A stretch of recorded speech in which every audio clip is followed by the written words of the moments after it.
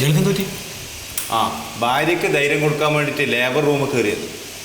ഓക്ക് anaesthesia കൊടുക്കുന്ന കണ്ടപ്പോൾ തന്നെ ജർമ്മനിൻ്റെ ബോധം പോയി. കാഷ്വാലിറ്റിയിലേക്ക്. പ്യാരജാതൻ്റെ ഭാര്യയുടെ ഡെലിവറി കുറച്ച് കോംപ്ലിക്കേറ്റഡ് ആണ്. ഓപ്പറേഷൻ വേണ്ടി വരും. അയ്യോ. കൺസെൻറ്റ് ഒപ്പിടണം. ഒന്ന് റിസപ്ഷനിലേക്ക് പോയി. പറഞ്ഞല്ലേ വലിയേട്ടനോട് കയറി ഒന്ന് ചോദിക്കുന്നത്. ഞാൻ കയറി ചോദിച്ചാലും ചോദിച്ചിട്ടില്ലെങ്കിൽ ഇതൊക്കെ സംഭവിക്കില്ലേ? ഇത് എന്തിനാണ് ഈ കരയാൻ നിൽക്കണത്? ആവശ്യമില്ലാത്ത കാര്യമായി പോയി ചെയ്തത്. ഇവിടെ ചെല്ലാൻ പറഞ്ഞു അങ്ങോട്ട് ചെല്ലടാ. തലക്ക് ഒന്നര തരട്ടെ, മിണ്ടാണ്ടോട് ഇരുന്നാ. ഒന്നും ഡോക്ടറോട് ചോദിക്കില്ലേട്ടാ. ഇങ്ങോട്ട് നീക്കട പോകാം.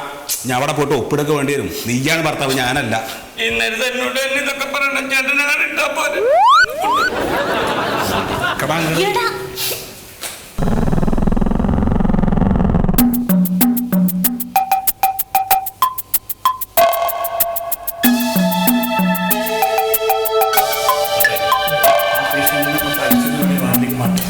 ഡോക്ടറെ, ഞങ്ങള് മണ്ടോദരിയുടെ ബന്ധുക്കളാണ്. ഇയാളാണ് ഭർത്താവ്, ഞാൻ ഏട്ടനാണ്. ഇത് അമ്മ. അവളെ നോക്കുന്ന ഡോക്ടർമാരാണ്. നിങ്ങൾ ഈ ഓപ്പറേഷൻ കൺസെന്റ് ഒക്കെ ഒപ്പിട്ട് കൊടുത്തല്ലോ അല്ലേ? അത് ഒപ്പിട്ട് കൊടുത്തിട്ടില്ല ഡോക്ടർ. ഒന്ന് രണ്ട് സംശയങ്ങളുണ്ട്. അപ്പൊ അതൊന്ന് ക്ലിയർ ചെയ്തിട്ട് മതി എന്ന് വിചാരിച്ചു. അതായത് ആരോഗ്യമുള്ള തങ്കക്കുടത്തിന് സ്വാഭാവികമായിട്ടുള്ള പ്രസവം എന്നാണല്ലോ സർക്കാർ പറയുന്നത്. അപ്പൊ അതുകൊണ്ട് കഴിയുന്നത് നമുക്ക് ഈ ഡെലിവറി മറ്റേ സിസേറിയൻ ഒഴിവാക്കിയിട്ട് നോർമൽ പ്രസവത്തിലേക്ക് തന്നെ കാത്തുകൂടെ എന്നുള്ളതാണ്. നിങ്ങൾക്ക് വിവരം വിദ്യാഭ്യാസം ഒന്നുമില്ലേ? ഇത് നിങ്ങളെ കേസ് കോംപ്ലിക്കേഷൻ ആണ് കണ്ടുവന്നിട്ടുണ്ട്. അതുകൊണ്ടാണ് നമ്മളിത് വേണമെന്ന് പറയുന്നത്.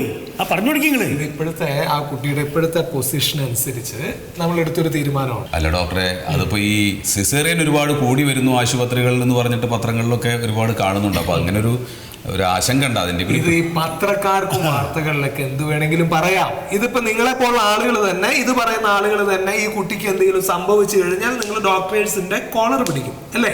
ഇല്ലെങ്കിൽ ഹോസ്പിറ്റലിലെ ഗ്ലാസ് തല്ലി പൊളിക്കും. ഇപ്പോ അമ്മയ്ക്കും കുഞ്ഞിനും എന്തെങ്കിലും വലിയ പ്രോബ്ലം വരുന്നു തോന്നുന്ന ഘട്ടത്തിൽ ഓപ്പറേറ്റ് ചെയ്താൽ പോരെ? അല്ല, എന്താ പേരെന്താ? പേര് സത്യശീലൻ. ഇത് ഒരു സെക്കൻഡ് കൊണ്ട് എടുക്കുന്ന തീരുമാനം അല്ല. ഇത് നമ്മളിത് ഘട്ടം ഘട്ടമായിട്ട് ഈ കുട്ടിയെ പരിശോധിച്ചുകൊണ്ടിരിക്കുകയാണ്. ഡോക്ടറെ, ഈ കള്ളത്തിലൊന്നും ഇവിടെ പറ്റൂല.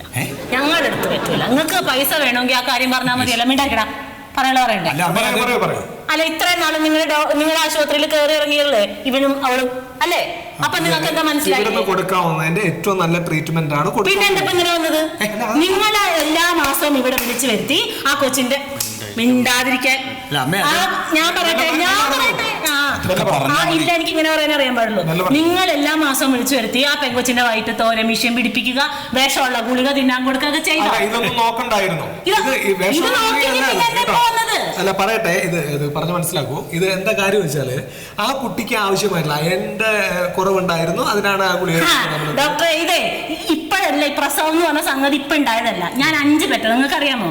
5 മക്കളുണ്ട് എനിക്ക്. ഈ കാണാവുന്ന പെൺപിള്ളേരുടെ ഒക്കെ പ്രസവം എടുത്തിട്ടുണ്ട്. അപ്പൊ എന്നെ നിങ്ങൾ